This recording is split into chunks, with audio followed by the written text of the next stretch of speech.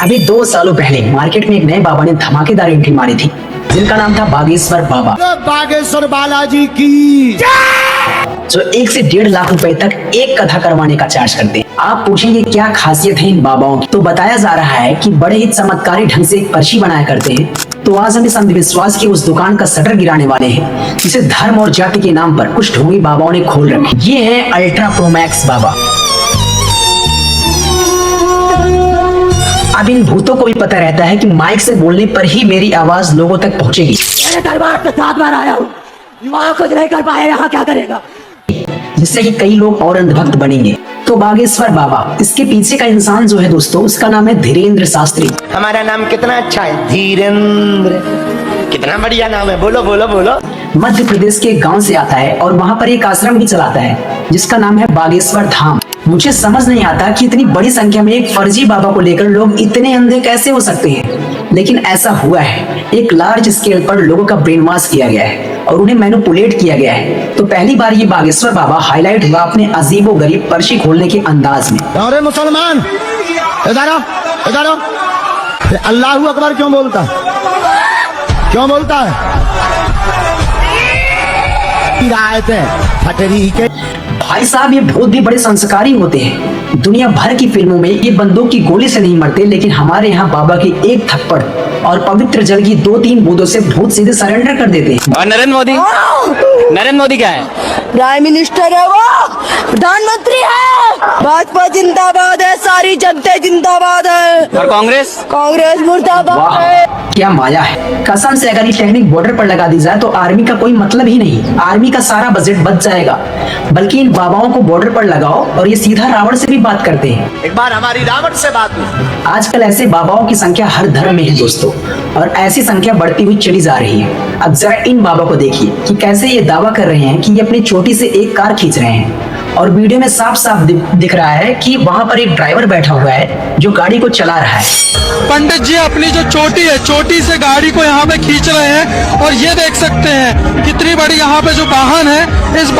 मैं इस बाबा को सीधे तौर पर चैलेंज करना चाहूंगा कि ये मेरा एक ठेला खींच कर दिखा दे। अब ये दूसरे वीडियो में बागेश्वर बाबा की तरह पर्ची बनाने का काम ये महिला भी कर रही है। कल लेके अपनी बेटी को ना, कल मंगलवार है, ओके। इसको ये बोलना है हमेशा अपने पास रखो। खुद ही सोच सकते हो दोस्तों, ये पर्ची बनाने का काम किस लेवल पर जा चुका है। अब इससे हट के जरा इन बाबाओं को भी देखिए दोस्तों। गौ का तन वैकुंठ बसे सब देवी देवता गौ के।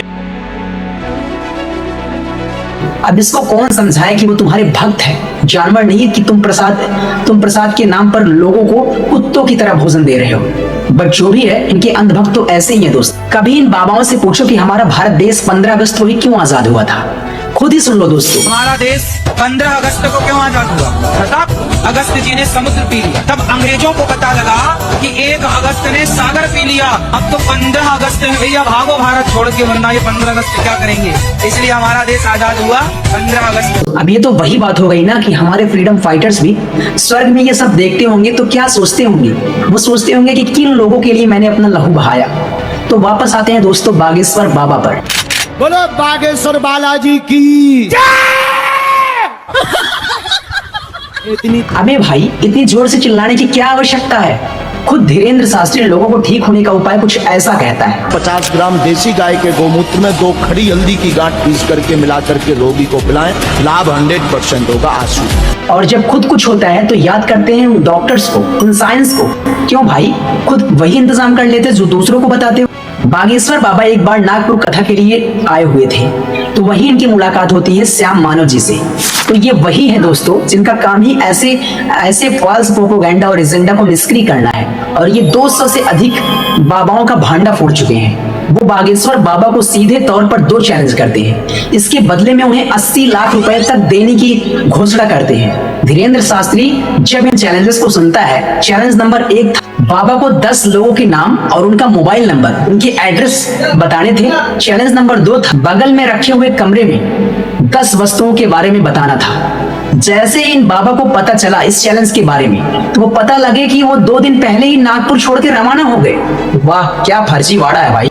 मैं तो यहाँ धीरेन्द्र शास्त्री से कहना चाहता था कि खुद ये एक्सेप्ट कर लेते चैलेंज और दिखा देते कि तुम्हारे पास कितना पावर है, लेकिन एक्सेप्ट भी कैसे करते। तो ये है असलियत इन फर्जी बाबाओं की दोस्तों। तरीके से तो ये हार जाएगी।